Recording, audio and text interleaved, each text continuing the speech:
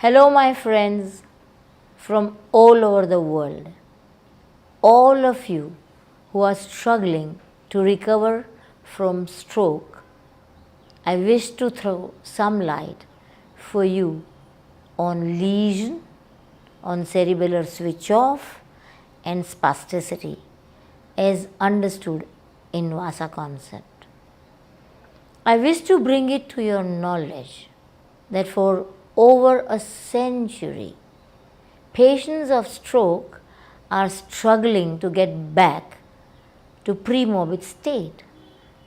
I wish to put a full stop to the suffering of stroke patients of the world and put them on the road to true recovery, to reach to pre-morbid state so that they do not have to suffer as the ex-American President Woodrow Wilson did, who suffered his stroke in 1919, and Senator Mark Kirk, who had a stroke in 2012. Most patients have useless spastic arm and hand hugging the abdomen or chest. They need support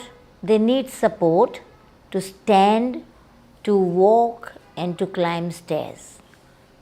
It is needless to say that despite best treatment, patients end up as disabled, dependent, and handicapped. It was hard for me to understand why in this 21st century, after spending huge amount of money in gait training for hours and hours, patients land up being disabled and ambulate in wheelchair. I became restless to find out what makes a small lesion in the big hemisphere capable of making patient dependent and handicapped. We all know that lesion and loss of neurons is irreversible damage, and the dysregulation that happens because of the lesion, which is considered permanent. This made me think, is lesion and dysregulation thereof is misunderstood by any chance? We know that symptoms that follow are mostly similar despite different location of lesion. We also know that dead neurons cannot act anymore. Then, how lesion can be responsible for complex symptoms? Neurologists focus on diagnosis of the lesion and physiotherapists focus on the paretic muscles. Though both do their level best, but patient ends up with useless arm, walking difficulties, disability and handicap. I could not accept this at all when I put myself in the shoes of the patient. Doctors told patients that they should be happy that they have survived, and it takes time to recover from stroke. Therapists tell the patient he should be happy that he is learning to move again and he can function once again. And it takes time for the paretic body to recover.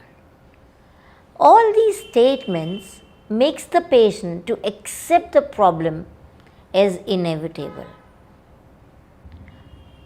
But I was not ready to accept that poor quality of life with disability, handicap and dependency for my patients for the rest of their life. I thought very deeply about complex problems like invariant synergic grouping and spasticity and contracture, etc. And I wondered why all stroke patients have similar symptoms when the lesion in their brain might be at different locations. I wanted to find solution so that future stroke patient does not need to suffer as the stroke victim of today and of yesteryears. I began to think and ask myself, is the lesion overrated? How can a small lesion in big hemisphere be responsible for paresis and flaccidity on one entire side of the body? Why is it not equivalent to the size of the lesion? Is pyramidal tract disruption or damage exclusively responsible for loss of voluntary control? Or is loss of voluntary control also possible due to paresis and flaccidity with inability to move? I began my journey to find the solution for stroke patients. I thought that somewhere we are goofing to understand brain following lesion. I wondered, is it our belief about lesion and loss of neurons being irreversible makes us think that following stroke, when brain is dysregulated, it is difficult to regulate it again, and therefore stroke is a stroke for lifetime. I realized that lesion and loss of neurons is overrated. I thought, is it possible that lesion might be simply a catalyst seen on CT and MRI, and something more implicit might be responsible why complex symptoms like hypotonia on one entire side of the body, sensory motor loss, perception and cognition problems, aphasia, apraxia, ataxia, memory loss, balance and loading issues, coordination problems, oculomotor problem, dysdiadochokinesia, facial asymmetry, diachesis are from some implicit source. If this implicit source can be made explicit, it might be possible to find solution.